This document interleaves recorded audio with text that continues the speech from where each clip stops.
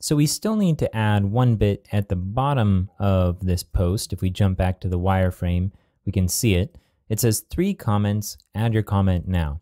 Now, this is the last thing we're gonna do before our view is complete, and we can go ahead and create a sub-theme in order to add our CSS to float this image to the right. Ha! That was a long sentence. So this is the last bit that we need, and we're gonna start by looking at any low-hanging fruit that we have available to us. So I'll go back to the View Edit page, and let's do a search in Fields for comment and see what we have. So I'll search for comment. Okay, so we have this Add Comment link here, which seems like it should be exactly what we want. It's not, but we'll go through this process so you can see why.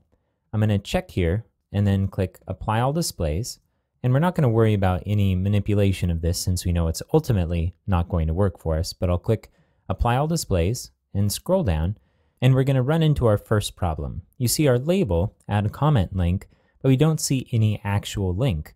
That's because the link will only show if there are comments already associated with the piece of content.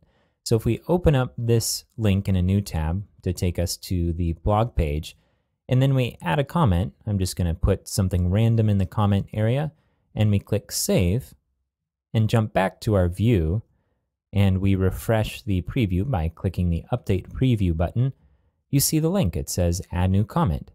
Okay, so that's the first problem, and it's a biggie, but there's more to it, even from here. So if we wanted to rewrite this to display it the way that we do in the wireframes, we don't have any real options available to us. If we scroll up and click the field, the Add Comment Link field, and then we go to Rewrite Results and scroll down, and click Rewrite the Output of this field, and then click Replacement Patterns, you see we only have comments link. We don't have a way to pull out the URL from the link to be able to use it separately to create our own text in the anchor tag. So we're not going to be able to use this at all. So let's boil down this link into its components. I'm going to jump back to the wireframe. So 3 is the number of comments, so that's some dynamic content that we need, and so we'll need that field somehow. And then comments is just some plain text. Add your comment now is some plain text, but the link itself, the URL, is going to be dynamic as well, because that's going to point to the piece of content that it's associated with.